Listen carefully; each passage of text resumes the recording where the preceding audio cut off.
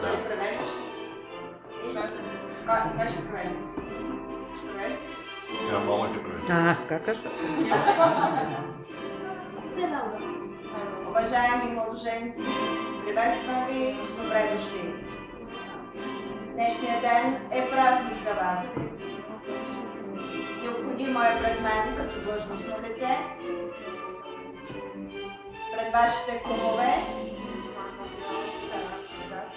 писмено и устно да заявите вашето съгласие.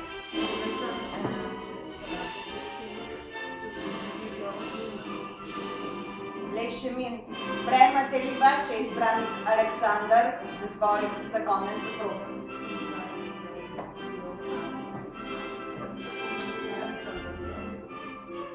Да. А вие, Александър, приемате ли вашата избраница Лей Шемин за своя законна съпруга? Да. Кумовете, убедени ли сте, че двойката желае доброволно да встъпи в семейен съюз? Да.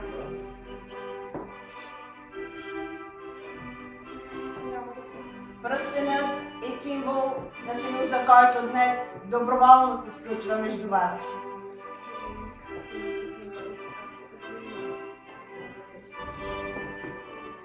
Той е залог за вярност и преданост на мъжа към жената и на жената към мъжа.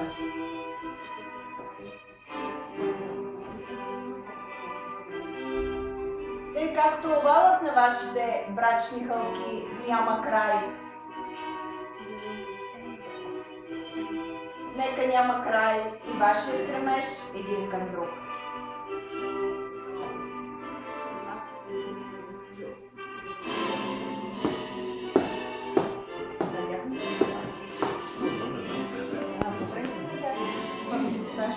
Нека да вземем хълката, за да можем да разумат. Първо ще поставяш нейната дясна. Обавно ще да слуха.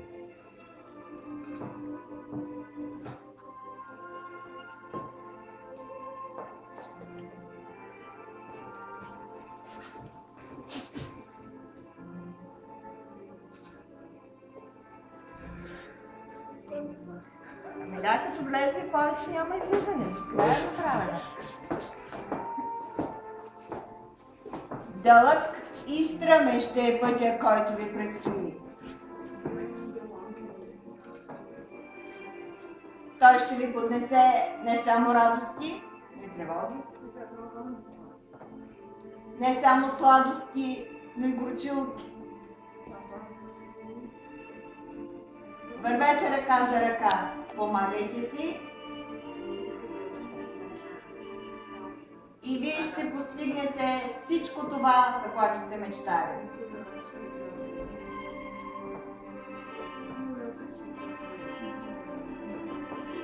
На здраве, чукнете чашките и отпийте по-равно. По-равно значи до дън, за да няма да се заключите също до дън. На здраве.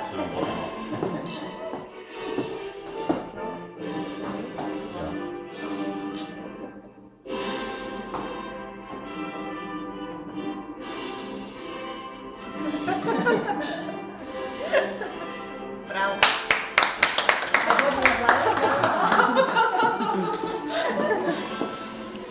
И като залог за вярност тук пред нас, оставете първата си сватбена целувка. Горчиво!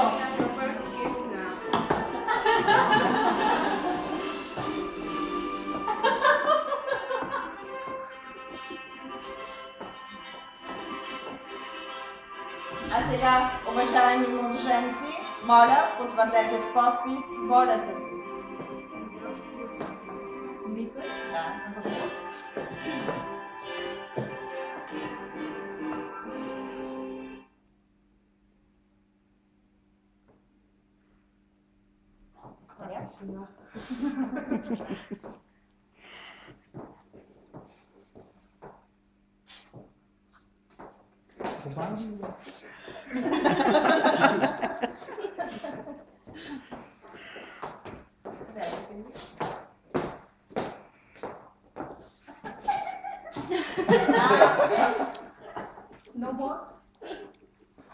Бързо усвоява, добре се справя с българските традиции.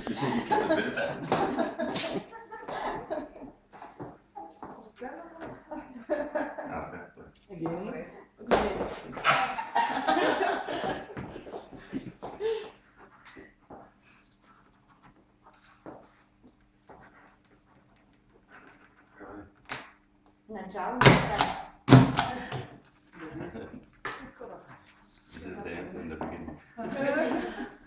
Съгласно закона и обичая и от името на кмета на община Русе обявявам семейния ви съюз за сключен.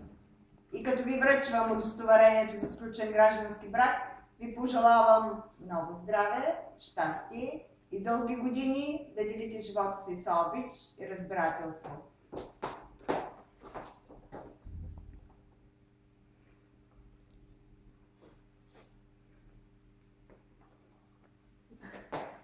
Честито за много години и на добър час.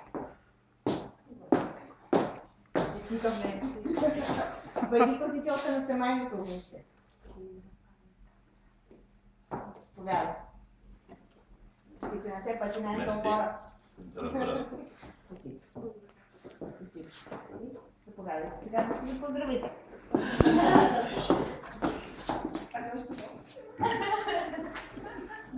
Оженихме се.